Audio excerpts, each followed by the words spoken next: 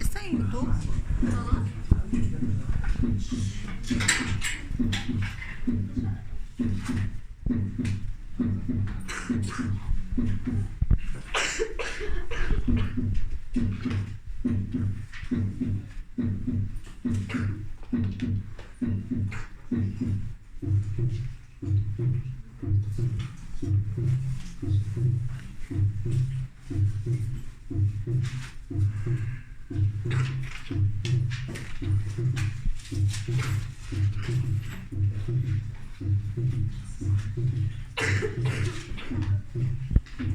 No miren la imagen, no miren, escuchen el sonido.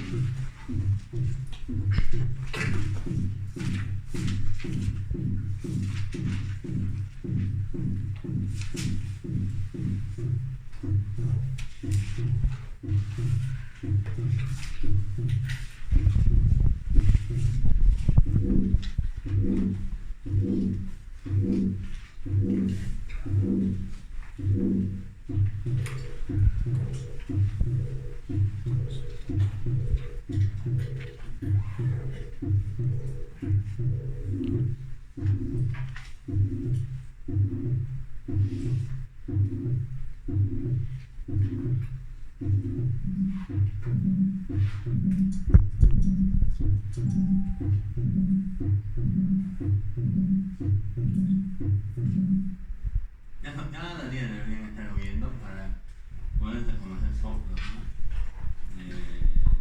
Hay compañeras que dejan oír soplos y no desconocen. Entonces tienen que reconocer los soplos que ya están oyendo para que vuelvan a oír y escuchar y analizar, y tienen mucha tecnología ahora para poder escuchar los soplos. Los puntos de puntuación son muy importantes. Una de las internas de Benzi, que le están dando examen, no sabían los puntos de puntuación. Todo en el tercer espacio del lado derecho, todo. No, ahí mismo está, no sabían. Entonces es imposible que un interno, ya futuro médico en unos meses, no sepa la puntuación.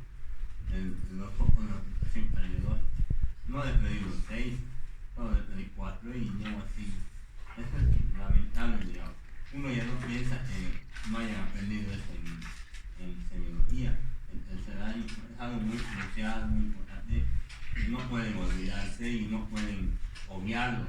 No pueden decir, no, lo voy a aprender después. No, por eso les vamos a hacer la práctica ahora, para que vayan aprendiendo a ocultar, ¿no? Y en un futuro no tengan ese error garrafal de no conocer los puntos de ocultación o los focos de ocultación.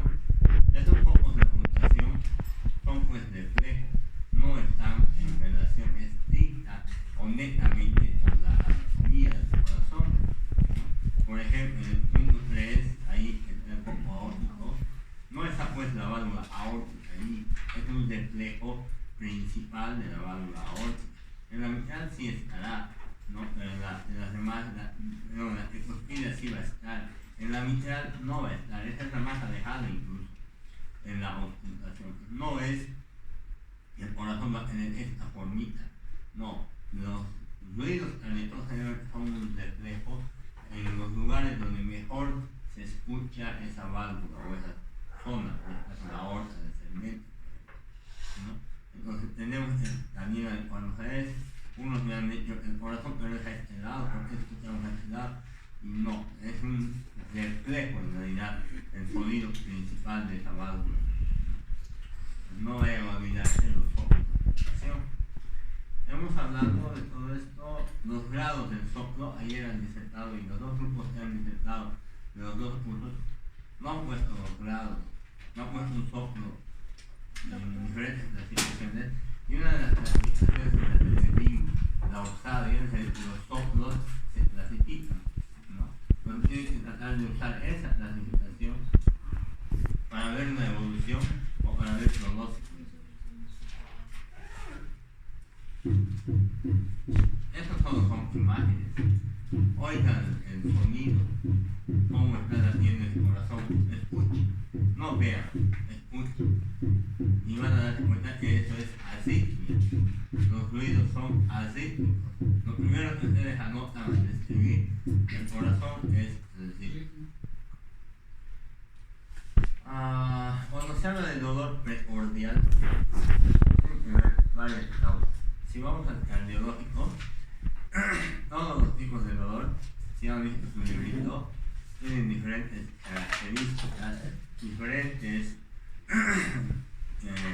prioridades, diferentes formas de presentarse, tanto el dolor aórtico, el dolor parietal, el dolor gastrointestinal, o sea, son diagnósticos diferenciales cuando el paciente dice me duele el pecho, ¿no?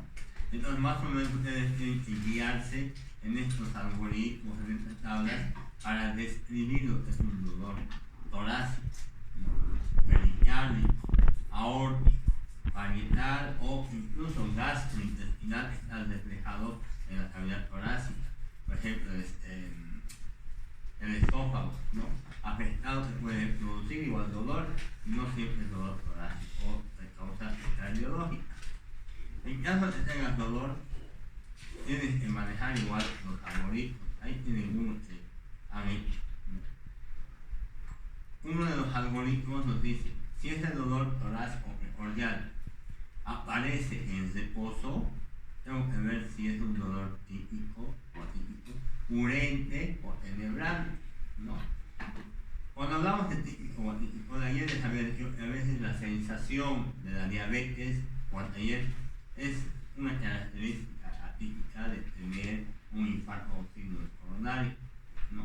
Sin embargo, si dura más de 20 minutos, si no tiene irradiación, a veces se ubica un poco más a lesión central o external o lesión de emitora derecha en parte anterior, eso es atípico. Entonces hay que ver sus características. Si es urente, como están viendo ahí, puede ser que sea más que todo gastrointestinal. A pesar de que lo voy a hacer todo, también tengo que sospechar en algo cardiológico. Puede ser una pericarditis y hay que hacer los diferentes estudios. Si es tenebrante, voy a pensar en aneurisma, dificultad de aorta. Ese aneurisma sí es fregado porque el paciente se choquea y se puede llegar a fallecer. Entonces, todas esas características, si es en reposo del dolor, tengo que saber analizar, incluso si es opresivo todo eso. Si es al esfuerzo, tendré que ver si es opresivo o es atípico.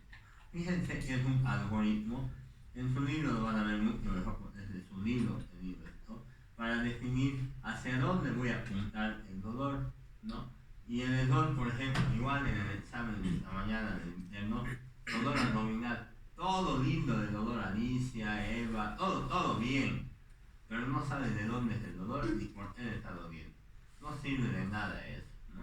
Tienes que saber diagnosticar con la semiología. Y ese es el dolor que están cometiendo desde hace 3 años que han salido, parece, 2 años, perdón, están saliendo los internos y no saben el tema de, saben todos los síntomas de escribir, pero no saben por qué le está doliendo, por qué tienen la tos, o sea, no tiene mucho sentido eso, ¿no? Tienen que analizar en un síndrome coronario o en un dolor precordial los factores de riesgo, ya sean mayores, menores, modificables o no modificables. Por ejemplo, la edad o el sexo no puedes modificar, no puedes decir que yo ahora quiero tener 20 años, voy a tener 20 años. Eso es no modificar. O ahora voy a ser mujer, luego voy a ser hombre, no puedes modificar el sexo, no se puede. Entonces, hay factores que no se pueden modificar, tanto mayores como menores. Dentro del síndrome coronario tenemos otra clasificación, bueno, van a verlo más a detalle en cardiología, pero esto, porque es más a profundidad lo que tienen que ver, analizar ese síndrome coronario agudo. Sin embargo, en un electrocardiograma, lo que llama la atención, ya que ustedes saben manejar ya un electro, es esos supradecibeles que tienen, ¿no? Esa es la línea isodifásica, esa de abajo, ¿no? Pero fíjense, el ST está supradecibelar, y aquí lo mismo, ¿no? Supradecibelar, esta es la onda T, pero este es el segmento ST, está supradecibelar. lado. Entonces, tienen que analizar, también les había dicho, todas las derivaciones cuando hagan el análisis de un síndrome coronario o dolor torácico y hagan el electro. Porque me dicen, ¿en cuál debo valorar, doctor? ¿En la B1, B2? No. Cuando es ST u onda T, tienen que revisar todas las derivaciones. ¿Por qué? Si se dan cuenta, cada derivación está mirando un segmentito del corazón, una parte del corazón, ¿no? Está mirando solo una partecita. Si nos vamos, por ejemplo, a el B1, está ahí, solo mira esta parte del corazón. Pero si ustedes me dicen, voy a ver mi electrocardiograma en B5, B6, o sea, esa parte, y esa parte va a estar normal. Entonces, sí o sí, cuando tengan dolor torácico precordial o tengan un electrocardiograma para analizar el segmento en la onda T, valoren todas las derivaciones habidas por haber, ¿no? Todas. Porque puede ser que en la cara central no haya nada, anterior no haya nada, lateral baja no haya nada, lateral alta no hay nada, y en la inferior recién aparezca el supradesnivel, infradesnivel o la onda T negativa y demás, ¿no? Entonces, siempre traten de tomar en cuenta todas las derivaciones del electrocardiograma para ver el segmento ST y la onda T. Hay una forma de ayudarles, ¿no?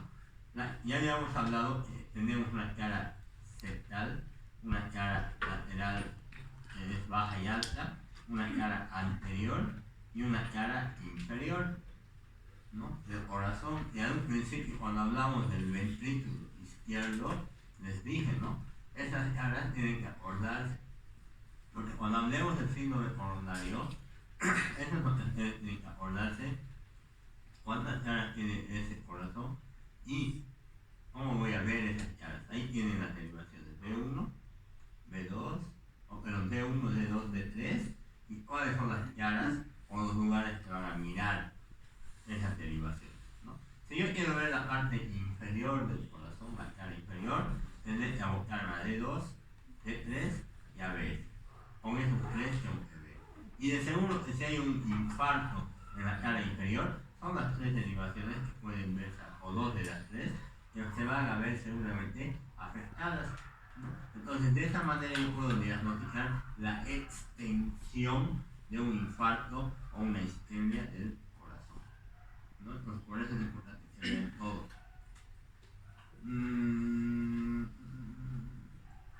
Esto es, no, eso ya no es. Hasta ahí en el corazón y del síndrome coronario. Del tema del paciente con una insuficiencia cardíaca, tienen muchos enfoques, tienen mucho que analizar, no es solamente que se presentan disnea y edemas, tienen que analizar todos estos detalles, sobre todo el tema de la disnea, las características de la disnea, y hay muchas de las, por ejemplo, tipos de disnea, por ejemplo, la ortopnea, la vendopnia, la disnea parotística nocturna, o sea, son diferentes tipos de manifestación de una disnea, ¿no? Tenemos la fatiga, el dolor torácico y como ustedes están viendo, si hablamos de fisiopatología, solamente el piso, la punta del iceberg. Lo demás tiene que estudiar mucho más, ¿no? Pero si hablamos de sintomatología, lo más importante, disnea, ya saben, en la imagen, una sensación subjetiva de falta de aire, la ortopnea o la disnea parotística nocturna, que cuando están echados no pueden tolerar estar echados o se despiertan de golpe con necesidad de falta de aire. Y el tipo de respiración que vamos a avanzar también, muchas veces tomamos en cuenta como si fuera un problema pulmonar y a veces aparecen los problemas cardiológicos. Es un tipo de respiración, enseguida vamos a ver videos de pacientes igual, ¿no? O mañana, pero vamos a ver eso en semiología respiratoria más que todo. No se olviden que el paciente que tiene una insuficiencia cardíaca, igual puede tener lo que es fatiga y debilidad, ¿no? Es frecuente, hay malas ganas, y eso es porque ese músculo del cuerpo, de las piernas, los brazos, va a tener menos perfusión. Perfusión es que no le va a llegar sangre, ¿no? Esa es una menos perfusión. Entonces, ese detalle igual hay que tomar en cuenta como un signo, síntoma de la insuficiencia cardíaca. Síntomas abdominales igual vamos a tener en una insuficiencia cardíaca. Anorexia, no tiene hambre, no come. Náuseas, dolor abdominal y sensación de plenitud, es como estar lleno de estómago, como estarían en la palabra común hartados, como dicen, esa es sensación de plenitud, ¿no? Y también eso se da porque no hay una buena perfusión a esa circulación gastrointestinal, o también llamada esplácnica, ¿no? No hay una buena. Y además de eso, si tienes un paciente que no tiene una buena circulación gastrointestinal, ¿por dónde se absorben los alimentos? En el intestino, y luego ¿a dónde va? A la circulación. Si no hay una buena circulación, no vas a tener absorción de alimentos y por ende tu paciente puede entrar en desnutrición, ¿no? Entonces un paciente con insuficiencia cardíaca puede estar realmente desnutrido, pero que la mayoría de la gente lo va a ver gordito es porque está edematizado, ¿no? Pero está desnutrido.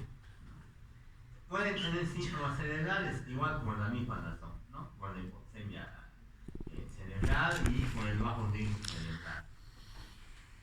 Puede haber semiología pulmonar, receptores. Si no le llega, si ese pulmón no está pudiendo enviar la sangre al corazón, porque ese corazón es insuficiente, se va a congestionar y va a empezar a tener frénitos o estertores crepitantes húmedos de fina burbuja, a nivel de los dos campos pulmonares. El edema ya saben, a ver. Y el hidrotórax-ascitis es ya una etapa muy avanzada o más avanzada de la insuficiencia cardíaca, donde puede haber de edad cerebral, y la ascitis que ustedes ya conocen la mayoría, ¿no? Y que han evacuado algunos de ustedes para sentencia y todo, es la acumulación de líquido en la cavidad peritoneal. Entonces, todos esos detalles pueden haber, y el hígado obviamente va a estar congestivo y aumentado de tamaño también. Fíjense que al tener un hígado congestivo afectado por esa mala circulación sanguínea, el paciente va a poder tener una cirrosis cardíaca. Y los síntomas van a ser, por signos, una ictericia, ¿no? El paciente se vuelve amarillo. Esto ya habíamos hablado, el paciente va a estar desnutrido por causa de va a haber un incremento de metabolismo y una mala absorción de lo que son los nutrientes a nivel de los intestinos, ¿no? Entonces, tienen todo eso. Y en la pregunta de examen que les había dicho, los criterios de Framingham, yo les voy a poner un paciente que va a tener varios diagnósticos, ¿no? Una sola pregunta, un solo caso clínico puede tener varias preguntas.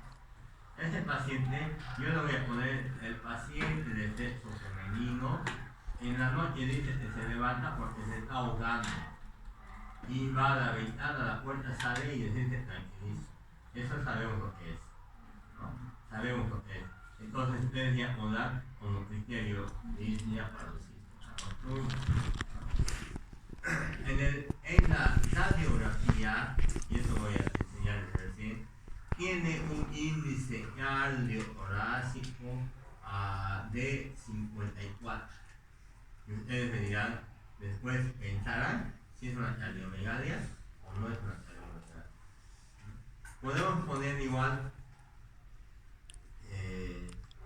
que se palpa una tumoración a nivel del hipocondrio derecho y flanco derecho, que sobrepasan los 5 dedos debajo del borde costal. A eso tienen que pensar que es una hepatomegalia. Entonces ahí va a ir el examen. La pregunta parece fácil. No les voy a preguntar cuáles son los criterios mayores, cuáles son los menores. No, porque el paciente no les va a decir. No va a venir el paciente y les va a decir, doctor, yo tengo disefarosis nocturna y algo de distensión venosa irregular. Ya han escuchado los pulmones y habían oído crepitantes. Debo tener 3 criterios de Framingham. No les va a decir eso. Les va a hablar en terminología normal, así como va a ser su examen. Pero ustedes tienen que traducir todo eso para poder interpretar si es o no una insuficiencia cardiológica o no, ¿no? Pues muy al pendiente de los criterios de Framingham, tienen que saberlo sí o sí. Otros síntomas congestivos que hay, hemos hablado varios de ellos, ¿no? Aumenta de peso, pero no están nutridos, no están obesos, es agua solamente que va aumentando, no se va eliminando adecuadamente. Estudios complementarios en este paciente, electro y radiografía de tórax, ¿no? Si piden una radiografía de tórax, si piden una radiografía de tórax, se pide PA. ¿Qué significa PA? ¿No? Póstero anterior, quiere decir que los rayos X entran por atrás y salen por adelante. ¿Y dónde va a estar la placa de radiografía? Adelante, ¿no? Y de los rayos de atrás. Eso significa póstero anterior. Pero ustedes, si yo les digo ahí, a ustedes de este lado, esa es una radiografía póstero anterior o anterior posterior, ya. Están viendo de ella. ¿Pueden ver lo que está en su oído? No. Por eso siempre las radiografías se piden póstero anterior y lateral. Siempre los dos, porque de esa manera van a poder analizar de manera más conjunta y más adecuada un órgano que ustedes quieran ver, ya sea el corazón o los pulmones, ¿no? A veces, por ejemplo, fíjense esta radiografía, tiene una neumonía, el paciente a nivel basal del lado izquierdo, ¿no? Es una neumonía. Está una imagen con arriba, un infiltrado alveolar, bla, bla, bla, ¿no? Pero es una neumonía. Pero muchas veces tiene a los dos lados lo mismo. Y a veces es una mujer que se ha operado, tiene pechos prominentes y a veces hace conjuntives. ¿Cómo me voy a dar cuenta yo si es o no una neumonía? Pidiendo una radiografía lateral, ¿no? Es un ejemplo burdo, pero es un ejemplo. A veces aparece aquí un gancho, una moneda, y digo, uy, ya se ha tragado algo, se ha tragado un gancho o algo, y la lateral me dice, no, está en la piel, afuera de la piel. Entonces, por eso siempre tiran de frente y lateral. El electrocardiograma, ya saben lo que es, ya saben para qué sirve, y los exámenes de laboratorio se piden. Porque un paciente que tenga problemas de corazón, tipo insuficiencia cardíaca, generalmente pasa por dos problemas. Uno, se ha olvidado tomar sus medicamentos, y dos, está infectado, ¿no? Esos son los dos principales problemas que tienen que investigar si le llega un paciente con insuficiencia cardíaca. Principales, hay más todavía, pero eso tienen que preguntarse, o estará infectado. Por eso se pide laboratorio, un examen de orina, un examen de sangre, y si tienen, está haciendo uno de Sputnik, ¿no? Entonces, esas dos enfermedades son comunes e importantes, el dolor torácico y la insuficiencia cardíaca, tienen que sí o sí saber la semiología. Entramos a lo que es semiología del aparato respiratorio, y ahora vamos a ir en el orden que debemos ir. Teníamos que haber ido tal vez en cardiología, pero por la metodología hemos cambiado un poquito de eso. Primero lo que hacemos es interrogatorio, ¿no? ¿Cuántos años tiene? ¿De dónde es? Entonces, ¿de qué religión pertenece? Y cuando hablamos de la edad, tenemos que ver los recién nacidos. Ellos son prominentes o tienen la facilidad de tener una bronconeumonía, ¿no? Una infección del parénquima pulmonar. Esa es una neumonía. Y una bronconeumonía, además del parénquima, están afectados los bronquios, ¿no? ¿Por qué? Porque muchos de ellos tienen lo que son broncoaspiraciones, les están dando de lactar y se broncoaspiran, con la misma leche. O están regurgitando y se broncoaspiran. Entonces, esas neumonías son por más que todo regurgitación, broncoaspiración. En la etapa de lactancia, lo mismo, pero lo ha mencionado aquí como si fueran los tuberculosis y demás, pero bueno, cada día va desapareciendo más y más lo que es la tuberculosis gracias a los programas esos de prevención y tratamiento de la tuberculosis. Entonces eso sí o sí tiene que desaparecer, que no sería un mal programa de salud, ¿no? En los niños, las iras. ¿Qué significa iras en los niños? Infecciones respiratorias agudas. ¿Cuáles son? Faringitis, bronquitis. Esas son las iras. Vos no eres niña, Aime, tu ira ya es del adulto mayor.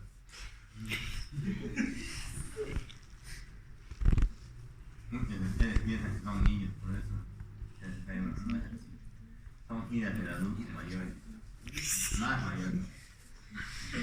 En los adultos mayores, o adultos, perdón, aparecen las enfermedades que pueden verse relacionadas con los trabajos. En este caso, bronquitis, el paciente fumador, o ellos que trabajan en minas o con polvos y demás, ¿no? Y también las neumonías. Cuando uno ya es abuelito, ¿no?, empiezan lo que son las neumonías, pero las neumonías atípicas más que todo. ¿Y por qué empieza eso? Porque recuerden que el abuelito ya va perdiendo esa capacidad de eliminar secreciones.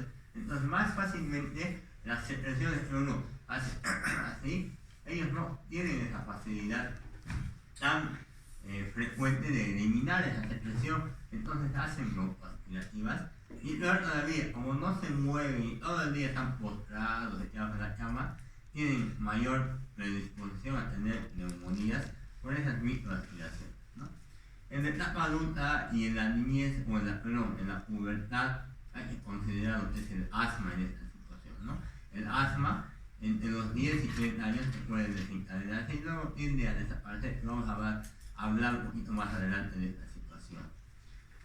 Se dice que en las mujeres es más frecuente lo que es el asma bronquial y en los hombres el cáncer del pulmón, sobre todo en fumadores, ¿no? Esos son algunos datos de libros, pero en los libros no hay escritos en Bolivia, ¿no? La mayoría está escrito en otros países, por ejemplo. La ocupación. Los mineros, por ejemplo, que es común en Bolivia, tienen mucha predisposición a la neumoconiosis o la silicosis pulmonar, ¿no? Tienen mucha predisposición a la fibrosis pulmonar y por ende un pulmón afectado va a ser un lugar donde fácilmente llegue la tuberculosis o enfermedades micóticas o hongos llamados, ¿no? Y las enfermedades bacterianas también, ¿no? Entonces, muy en cuenta eso en Bolivia, por ejemplo. La procedencia, climas húmedos, ahí tenemos pacientes que son asmáticos, bronquíticos y demás, climas fríos, frecuentemente las guías presentando, y algo que tal vez no hacía, porque se supone que ya deberían saber, es la enfermedad actual motivo de consulta, es síntomas. Se supone que eso ya están leyendo a esta altura, están avanzando con sus, como 800.000 palabras, ¿no?, de vocabulario y sus 20 enfermedades, se supone. Por eso es que ya no avanzaba en la mayoría de los cursos, porque la mayoría ya sabía lo que era la tos, cómo se hacía, ya sabía lo que era el ismo. Pero para hacer un poquito de recuerdo, vamos a hablar, para hacer un poquito de recuerdo, la tos, ¿no?, es uno de los síntomas más comunes a nivel respiratorio, sobre todo respiratorio, ¿no? Y por lo general, si vas a una emergencia o una consulta, ya sea niño mayor, menor, siempre va a haber un paciente o 2 o 3 o 4, dependiendo tu afluencia de pacientes que tienen tos, ¿no? Entonces, la tos se va a definir como una contracción espasmódica y repentina de los músculos expiratorios o expiratorios, ¿no?, que produce lo que es liberación del árbol respiratorio bronquial de las secreciones y de cuerpos extraños. Algo que tal vez no toman en cuenta muchas de las personas, dicen, doctor, sigo tosiendo, y a veces eso es un mecanismo de reflejo defensivo, que si ustedes perjudican y lo paran sin saber que puede estar defendiéndose el cuerpo, pueden producir que, si fuera algo infeccioso, el microorganismo llegue a generar una mayor infección, mayor inflamación, y que la larga pueda complicarse con otros órganos. Entonces, tomen en cuenta que la tos siempre es un mecanismo de reflejo defensivo, ¿no? Y no es necesario cortarlo de entrada y nada de eso, ¿no? Peor si piensan que es una infección, por ejemplo, ¿no? Peor si piensan que es una tuberculosis, una enfermedad viral, un coronavirus, o tiene otros problemas, por ejemplo, ¿no? ¿En quiénes voy a yo reprimir o suprimir este reflejo defensivo? ¿En quiénes lo pueden hacer? ¿En quiénes? No desde que vayan ustedes esta mañana, ¿no? Y un paso libero. Ayer desde que vayan a práctica. No desde yo. Perfecto, ¿qué tipo de tos tiene Ivette? ¿Qué tipo de tos tiene? Yo, tos seca. Seca, ¿eh? Entonces yo. Y Iber. ¿Eres vetosa? Iber, Eddie. Que vengan atrás, nombre Iber. No, a ellos sí que me preguntaron simplemente qué clase de tos tenía. Seca es. Según lo que tiene que A ver, pero seca. como estaba tosiendo. Es que empeora. Bueno, ya tú tienes. A veces cuando entra el paciente al consultorio, entra sin ni siquiera hacer nada, está tosiendo, y los médicos antiguos te decían, ahí está el diagnóstico, es todo tuyo. Ya sabía que no ni siquiera le iba a ver. Ya. ¿En quiénes vas a cortar el reflejo o la tos? Dos ejemplos de Rafa. ¿En quiénes vas a parar ese reflejo? La tos, ¿en quiénes vas a parar? ¿Hay le vas a parar la tos? Hay medicamentos que paran la tos, ¿no es cierto? O disminuyen la tos. ¿Hay le vas a parar la tos, Rafa? No, es un mecanismo de defensa, ¿no? En lo posible, no. ¿En quiénes sí vas a parar? Tuberculosis. En pacientes inmunodeprimidos. No, de peor. De que están infectados. De infectados. ¿En quiénes vas a parar? Dice.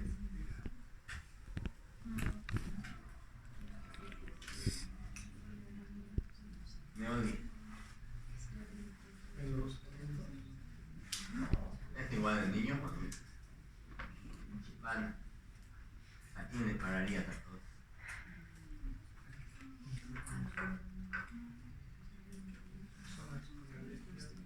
Los neumonías no. Tuberculosis. Una cosa que me han dicho, a usted tienen alergia, ¿paran la tos? Sí, pero ¿cómo van a hacer de parar la tos? Tienen que parar la alergia, pues. Controlar la alergia, el alergeno, y ahí van a parar la tos. Porque si le dan para parar la tos y sigue el alergeno, va a seguir tosiendo. O va a dejar de tomar el medicamento y va a seguir tosiendo. ¿No? Entonces, en pacientes con asma, pero hay que ver tres aspectos. ¿Cuáles son según la fisiopatología, las tres características del asma? Primera característica es una broncoconstricción. Segundo, hipersecreción, se llena de moco. Tercero,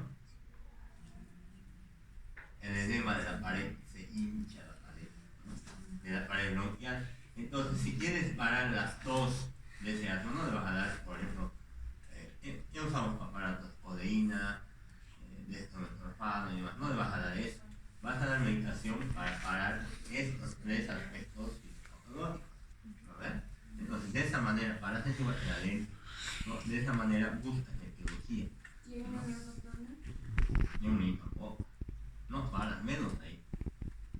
¿En quiénes van a parar? Dos ejemplitos de... Si tiene un paciente recién operado de una pancreatectomía o de cistectomía, hepatectomía, y está tosiendo y la herida se está abriendo, se está eviscerando el paciente, ¿tiene que parar o no? Sí, porque hasta que sale por lo menos bien la herida o tenga bien cerrados los puntos, tiene que parar esa tos, ¿no? Indiferentemente la causa, tratarla también, pero parar la tos. En un paciente que tiene un tumor en el pulmón y está tosiendo por ese tumor en el pulmón y no está infectado, pero ese tumor y está empezando a toser y a expectorar sangre, a tener hemoptisis, si sigue tosiendo va a seguir haciendo el esfuerzo, va a seguir habiendo hemoptisis, o sea, va a seguir tosiendo sangre. A ellos también tienen que parar, ¿no? Entonces, así hay muchos de los casos que ustedes podrían tratar de parar lo que es la tos. No siempre a todos, ¿no? Pero hay casos, como los que les he mencionado, en los cuales ustedes pueden parar la tos. Segundo, he visto dos asma y alergia que me han dicho. pero busquen la causa de esa tos. Si es una asma, traten el asma. Si es una alergia, ¿no? Y de esa manera van a parar lo que es la tos. Si hablamos de fisiopatología, esto ya no vamos a hablar mucho, ¿no? El reflejo puede ser por causa inflamatoria, mecánica. Ahí tenemos la polución ambiental, tumores, cuerpos extraños, endometriales y demás. Puede ser químico por uno de cigarrillo, por ejemplo, o gases irritantes, cuando desgasifican, por ejemplo. Y puede ser térmico, aire frío o aire caliente, que también les puede producir lo que es la tos.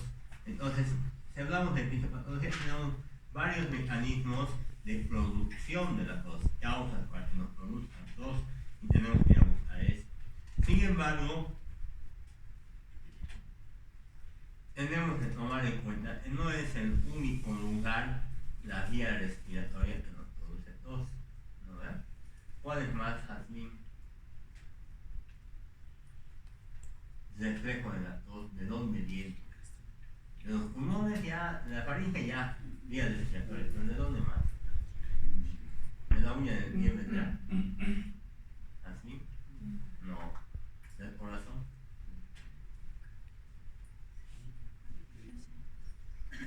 Entonces, tienen que tomar en cuenta que no solamente es la vía respiratoria, tanto superior como inferior, la que va a producir tos. Fíjense que aquí ver afectación de los senos paranasales, membrana timpánica y demás, como están viendo en este punto, todos los puntitos rojos son lugares donde tienes un mecanismo de la tos que puede generar tos. Fíjense, todo, no es solamente por la faringe o la vía respiratoria, hay varios lugares en los que ustedes pueden analizar y ver, hasta en el diafragma, como compañera, hasta en el tímpano de los oídos, con una inflamación de ambos puede generar tos. El pericardio, la pleura también generan tos. O sea, hay puntos, hay receptores que van a ir a ubicarse en varias zonas que no siempre es causa del pulmón. Por eso cuando ustedes tengan un paciente con tos, ya se puede ser pulmonar, te dicen, ahí está diagnóstico y todo, pero tú tienes que analizar porque puede ser que te estén dando la sorpresa que sea una enfermedad de pericardio, ¿no? O te está dando la sorpresa y es causa gastrointestinal en el estómago, ¿no? Entonces puedes tener varios orígenes de ese reflejo pulsígeno, ¿no? Esto ya tienen que saberlo, desde los receptores sensoriales, de los nervios hay aferentes y eferentes, ¿no? Trigémino, glosofaringeo, neumogástrico, laríngeo superior, esas son las vías aferentes que llevan el reflejo de la tos hasta el centro de la tos, ¿no? Está en el centro vulvar, en el bulbo. Entonces llega a la lesión vulvar, todos esos reflejos a esa zona, más abajito de ahí, ¿no? Y ese reflejo, esa zona, que vaya a toser, ¿no? Y envía a través de la vía eferente, ¿no? Que son los nervios laríngeos, efudentes, nervios espinales, los reflejos para que tú hagas la tos, ¿no?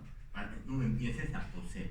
Entonces fíjense, por ejemplo, del pericardio, vamos a ir a lo más fácil, del pulmón tienes reflejos o tienes mecanismos de receptores de la tos, ¿no? Esos receptores van a enviar señal a lo que es el bulbo. ¿Por dónde? Por esos nervios que son trigémino, neumogástrico, laríngeo superior. Por ese lugar, por esos nervios envían al bulbo. Y el bulbo, hay un cuerpo extraño ahí, ¿no? Entonces ese cuerpo extraño te va a decir, hay un cuerpo extraño, y a través de esos nervios van al bulbo y el bulbo te va a ordenar, tienes que toser para eliminar eso.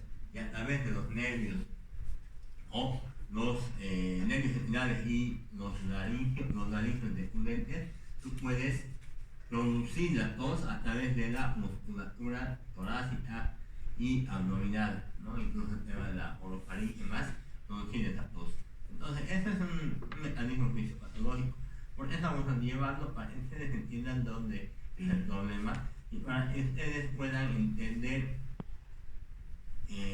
las causas de la tos, que no son una sola, son varias, ¿no? Lugares. ¿Cómo clasificamos la tos? Hay varias formas de clasificar. Por el tiempo de evolución es una de ellas. En 3, ¿no? Según este libro. Si van a los libros ayer y demás, van a encontrar otras clasificaciones también. Pero según este libro, ustedes pueden usar tos aguda, cuando es menor a 3 semanas, tos crónica o subaguda cuando es de 3 a 8 semanas, tos crónica cuando es mayor a 8 semanas. Y una pregunta que les hago, ¿a quiénes se llama sintomático respiratorio? Ustedes ya han visto tuberculosis. ¿A quiénes se llama sintomático respiratorio? Y sospechan que tienen tuberculosis y le hacen expectorar en 2 bracitos. Uno al instante y otro al día siguiente. ¿A quiénes se llama sintomático respiratorio? A los que están, creo, por 15 días con esputo. 2 con expectoración purulenta o purulenta por más de 15 días. En Bolivia a eso se llama sintomático respiratorio. Y a eso tienen que darle 2 bracitos y descartar que sea una tuberculosis. ¿Qué van a hacer? Expectorar, y esa expectoración lo envían al programa y van a hacer primero una tinción. ¿Qué tinción será? 100 dientes, ¿no? 100 dientes. Entonces esa tinción para descartar los vacilos que se ven rojitos, ¿no? Como bastoncitos. Entonces, si no hay nada, incluso ahora hacen GenExpert, o sea, buscan el ADN de la tuberculosis. Directo, ¿no? El estudio más grande. Como así del coronavirus hacen, PCR, GenExpert es lo mismo de la tuberculosis. Y pueden hacer cultivo. Ahora, algo que se han equivocado también en el internado les hablo para la forma de enseñanza, es que querían recoger a los 3 días con cualquier cultivo el resultado. El cultivo de la tuberculosis no dura por 3 días, 2, 4, 6 semanas más y no es tan poquito el tiempo que ustedes tienen que ver para cultivar un bacilo tuberculosis, ¿no? Pero de todas maneras tenemos ahí. Entonces 2 preguntas que pueden entrar. Ustedes saben, la significación de la duración de la tos según el tiempo de evolución y obviamente el sintomático respiratorio, porque vamos a llevar tuberculosis igual en las siguientes clases, entonces sí tienen que saber eso. Si vamos al punto clínico, y esa es una clasificación mucho más aceptable para mí, ¿no? Podemos decir tos seca cuando no tiene movilización de secreciones, ¿no? Y cuando se hace, entonces no hay esputo, no hay flemas en términos vulgares. Mira que en el examen pongan que eso está prohibido poner palabras vulgares. Cuando no hay esputo, no hay expectoración, es tos seca, no moviliza nada. Y puede ser una tos húmeda cuando hay secreciones, pero productiva cuando el paciente bota elimina esas secreciones, y no productiva cuando no puedes eliminar, sabes que está ahí, pero no sale nada de secreción, ¿no? Entonces, igual es húmeda, pero no productiva, ¿no? Y muchas de las veces hay problemas con los médicos, sobre todo con los neumólogos, porque en el tema de neumología, en los libros, el alza pues seca o productiva, ¿no? Y nada más, no te dice no productiva, no te dice nada. Entonces, en esos casos, dice pues, tos como expectoración, tos productiva de difícil expectoración. Y con eso los neumólogos se quedan tranquilitos, ¿no? Entonces, hay la clasificación igual, no todo es de un solo libro. Por eso ustedes tienen que empezar a leer uno y otro libro para poder captar mejor el tema de la semiología, ¿no? Pero para ustedes, para el examen, eso voy a contar. Causas de la tos, ahí tienen varias, ¿no? Ya hemos hablado de algunas de ellas, incluso el aparato digestivo. ¿Y cuál es el medicamento que ya han llevado hipertensión, síntoma, como el sistema renina-angiotensina aldosterona? ¿Cuál es el medicamento antihipertensivo que puede producir tos? Chala.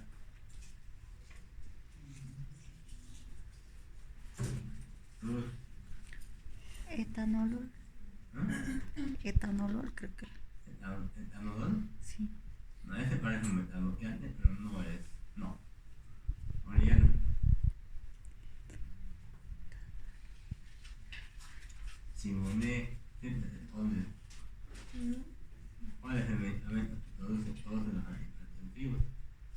ahí es el problemita, ¿no? Hemos tenido alguna vez, pero igual también como ustedes aprenden, alguna otra vez, pacientes tos crónica, tos, iban a 3 médicos, 4 médicos, no hay más médicos en provincias, ¿no?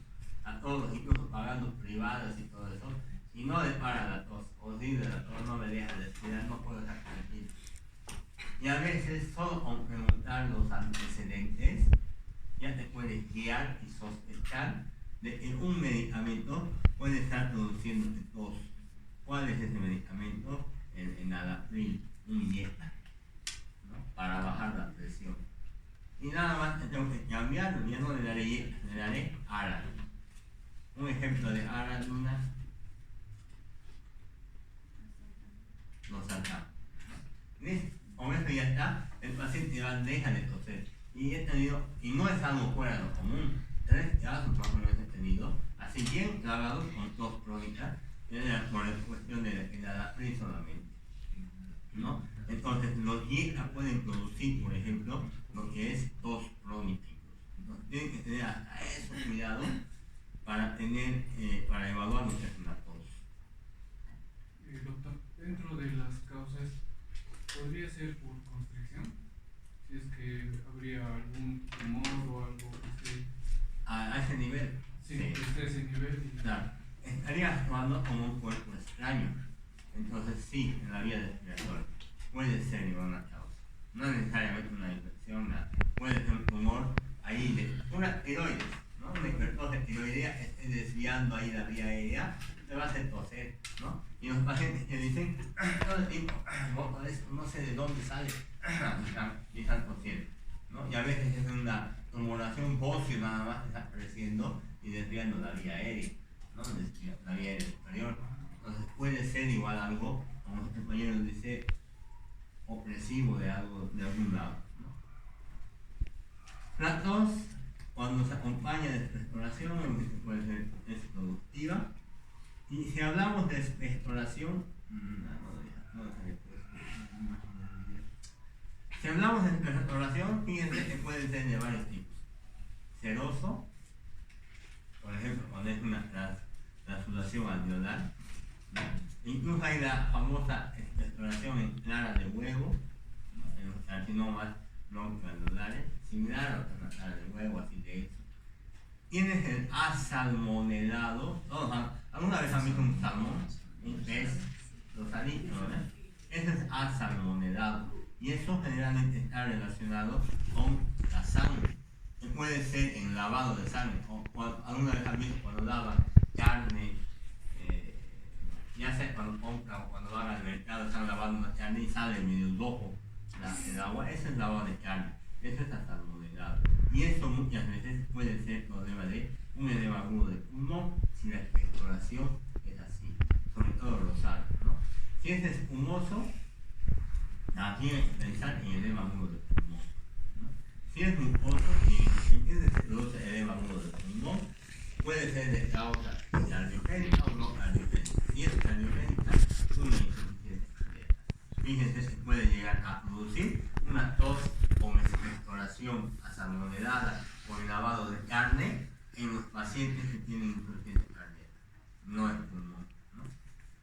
Mucoso, incolor o transparente puede ser, murulento, eso generalmente está relacionado con una infección, perlado en la crisis asmática, por ejemplo, ¿no? En el asma, y este es el tema que voy a ayudar, hemostoico, ¿no? Ese está mezclado enteramente con la sangre. No es igual que la salmonelado, que está de color rosado. Esta se ve la sangre, ¿no? Hay algunas características de la expectoración, ¿no? ¿Cuál es la tuya, Aime? Mucoso. ¿Mucoso nomás? Es mirar nomás. Una semana ya te va a Es cristalino. ¿Este no es? Sí. Sí. Por lo general esos no, o son virales o son inflamatorios, ¿no? Pero así se ve, ¿no? Las famosas expectoraciones. Ahí tiene otra, el umbroso, ¿no? Con estrellas de sangre que parecen metal, hielo, así. Este es el asalmonelado, ¿no? dorsal en edema agudo del pulmón, y obviamente esto también debe tener burbujas de aire, ¿no? Cuando piensas en un problema pulmonar. Y ahí tienen la hemoptisis a salmonelado, ahí, pero tienes la hemoptisis ahí. Eso es sangre, lógica, no es a salmonelado, es sangre. Eso es, cuando ya hay sangre, se habla de una hemoptisis, ¿no? Cuando hay sangre, ya puedes pensar en la cantidad, ¿no? No hay un criterio según el libro de decir la hemoptisis se puede clasificar en masiva. Dependiendo de la cantidad de hemoptisis, puede tener una hemoptisis importante, masiva, ¿no? Y esa, por lo general, el libro te dice de 260 hacia arriba. O sea, 2 vasos de sangre que tuvo él, ya pues es masiva. Y aquí están viendo una de las imágenes de las causas de hemoptisis. Ven esas como pelotitas negras. No se ven, ahí se ven. Ahí, aquí otra. Que no debería ser, mira, aquí hay otra más. Aquí hay otra. Esos son bronquiectasias. Son dilataciones importantes de los bronquios, ¿no? Es como un globo, lo inflas y queda así, justo ya inflado, ¿no es cierto? Igualitos son los bronquios. Si lo inflas, o se va haciendo bronquiectasia, perdón, se va dilatando la pared y queda así. Y muchas veces estos bronquios empiezan a sangrar, ¿no? ¿Cuál será el tratamiento? Hacerle diagnósticos diferenciales. Por ejemplo, esto es una hemoptisis. Y esto que están viendo ahí es una fibrobroncoscopía. Así como hacen la endoscopía digestiva alta, la fibro también lo hace en los más delgaditos, pero llegan a los bronquiolos más pequeñitos. Y aquí están viendo sangre, ¿no? Sangre. Tienen que buscar de dónde estará sangrando y, o sea, llegar al diagnóstico, ¿no? Siempre hacer un diagnóstico diferencial. No siempre una hemoptisis va a ser por problema del pulmón. Puede ser que el paciente tenga un ACV crónico, accidente cerebrovascular, y esté tomando anticoagulantes. Ahí es decir, apixaban, ¿no es cierto? Ayer, anteayer. Y puede ser que ese apixaban esté produciendo demasiada hipercoagulabilidad, o sea, disminuyendo lo que es los factores de coagulación y te va a generar lo que es una hemorragia en cualquier zona, digestivo, respiratorio, una epistaxis y en este caso respiratorio, ¿no? A veces hay que pensar en lo más sencillo, como está tomando algún anticoagulante, por ahí está tomando aspirina y está tomando 20 aspirinas. Entonces siempre hay que buscar eso. Y la asignación se decía en masiva y no masiva. Generalmente de 260 hacia abajo no es masiva. Arriba de eso sí es masiva. Ahí tienen algunas causas de hemoptisis inflamatoria, neoplásica, vascular, otras. Entonces, cuando ustedes traigan a un paciente que tiene hemoptisis, tienen que buscar todas estas causas. No tendrá tuberculosis, no tiene, ya salir negativo tuberculosis. No tendrá neumonía bacteriana, no tiene PCR negativo, leucocitos negativos, cultivo de escudo negativo para abajo. No tendrá un carcinoma broncógeno o una metástasis, no, ya le hemos hecho biopsia de todos los sugestivos, todo negativo. No tendrá una estenosis mitral, hasta eso puede generar hemoptisis, ¿no? Entonces, te das cuenta que ahora ya están uniendo todo, ya no solamente tienen que pensar, tiene un soplo, es el corazón solamente. Tiene hemoptisis y tos, es el pulmón solamente. Tiene dolor en fosa ilíaca derecha, debe ser apendicitis, no puede ser una neumonía, ¿no? Entonces, ya tienen que empezar a razonar, ahí es donde ustedes ya van a ser médicos, ¿no? Esto de teoría tienen que leer, ya lo saben, ya tienen que saber, ¿no? Pero el razonamiento es lo que vamos a tratar de hacer y ayudar en esto.